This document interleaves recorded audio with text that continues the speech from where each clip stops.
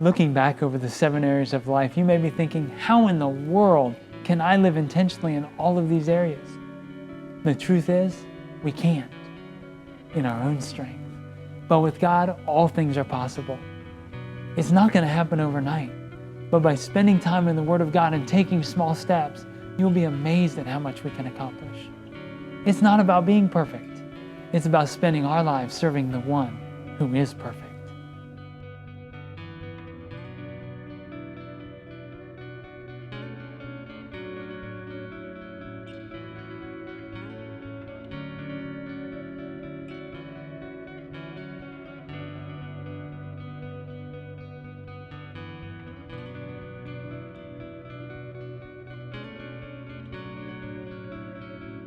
What is your purpose in life? This age-old question has been pondered by many throughout the years, generation after generation. Fame, fortune, and the pursuit of possessions never seem to bring satisfaction for those who obtain them.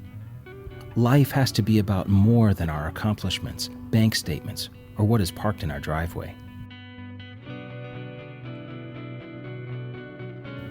So where do we find our purpose? What on earth are we here for? Here's a hint. It's not about us. The purpose of this life is found in glorifying God and making Him known. We are called to be a light in this world, to love people as we would want to be loved, and always being ready to give an answer for the hope of the calling within us.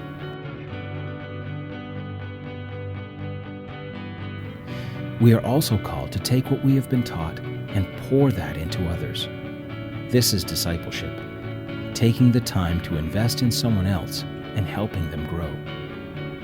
Jesus gave the command to His disciples in Matthew 28 to go out into all of the world and make disciples.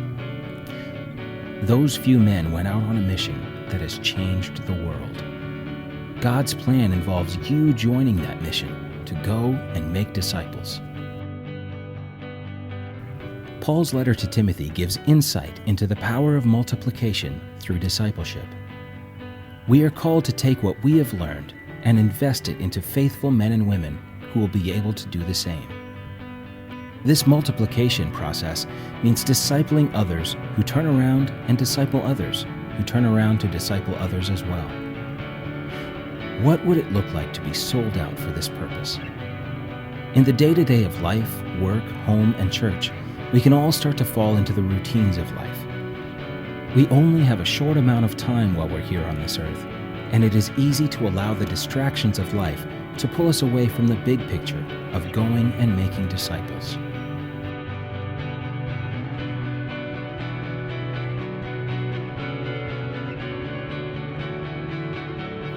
What role does God have for you in His mission of making disciples? We have to live intentionally while focusing eternally in order to keep a proper perspective on the daily details of our lives. What steps could you take to join His mission of going and making disciples? What is holding you back from living out the purpose and plan God has for your life?